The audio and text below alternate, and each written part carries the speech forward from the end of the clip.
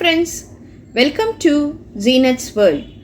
இன்னைக்கு நம்ம சேனல்ல நம்ம பண்ண போற ரெசிபி cauliflower pepper fry. இது எப்படி குயிக்கா ஈஸியா டேஸ்டா பண்றதுன்னு இன்னைக்கு நம்ம பார்க்க போறோம். நான் இங்க panல 2 ஸ்பூன் ஆயில் ஊத்தி இருக்கேன். அதுல ஒரு பட்டை, ஒரு பிரிஞ்சி இலை, ஒரு ஸ்பூன் சோம்பு இது மூணும் எண்ணெயில போட்டு நல்லா ஃப்ரை பண்ணிடுங்க.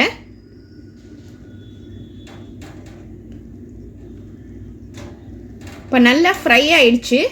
இப்போ அதில் பெரிய வெங்காயம் ஒன்று நம்ம மெல்லிஸாக கட் பண்ணி இதில் போட்டுடலாம்.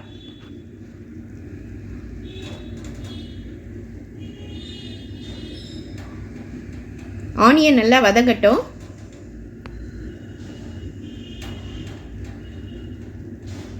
ஆனியன் நல்லா வதங்கிடுச்சு. இப்போ நம்ம அதில் ஒரு 2 பச்சை மிளகாவை பாதியாக கட் பண்ணி போட்டுடலாம். கருவேப்பிலை கொஞ்சம் போட்டுக்கோங்க. இப்போ இது எல்லாம் சேர்ந்து நல்லா ஃப்ரை ஆகட்டும்.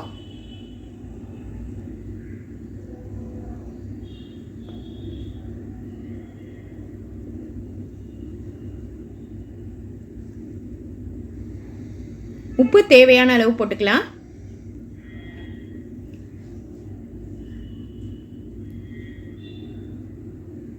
இப்போ இதை வதங்கிட்டு இருக்கிறதுக்குள்ள நம்ம காலிஃப்ளவரை இந்த மாதிரி சின்ன சைஸில் கட் பண்ணிக்கோங்க. கட் பண்ணிவிட்டு நல்லா கொதிக்கிற தண்ணியில் ஒரு 10 நிமிஷம் நம்ம போட்டு எடுத்துடலாம்.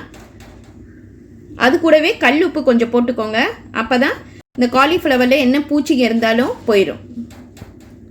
இப்போ நம்ம கட் பண்ணி வச்சு சுடுதண்ணியில் போட்டு அந்த காலிஃப்ளவரை இதில் போட்டுடலாம்.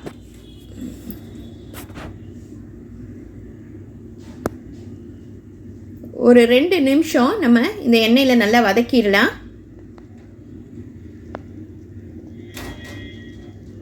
இப்போ இதில் இஞ்சி பூண்டு பேஸ்ட் ஒரு ஸ்பூன் போட்டுக்கலாம். இஞ்சி பூண்டு வாசனை போகிற வரைக்கும் நல்லா வதக்கிடலாம்.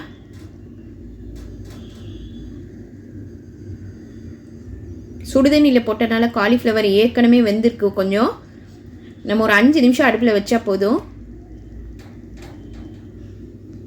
இப்போ இதில் மிளகுத்தூள் தான் மெயினான இன்க்ரீடியன்ட். ஒரு 3 ஸ்பூன் மிளகுத்தூள் போட்டுக்கலாம்.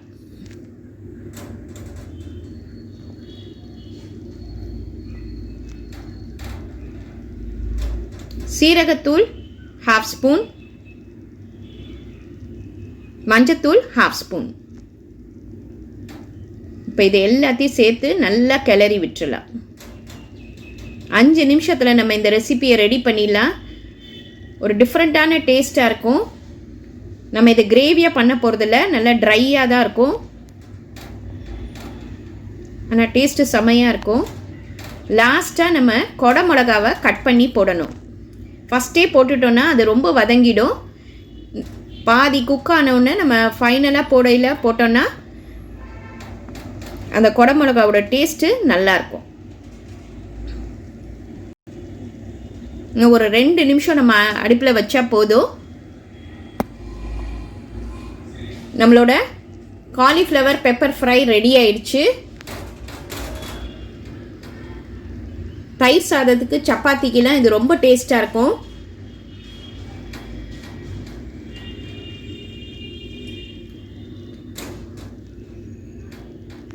கண்டிப்பாக உங்கள் வீட்டில் பசங்களுக்கெல்லாம் இது ரொம்ப பிடிக்கும். ட்ரை பண்ணி பாருங்கள்.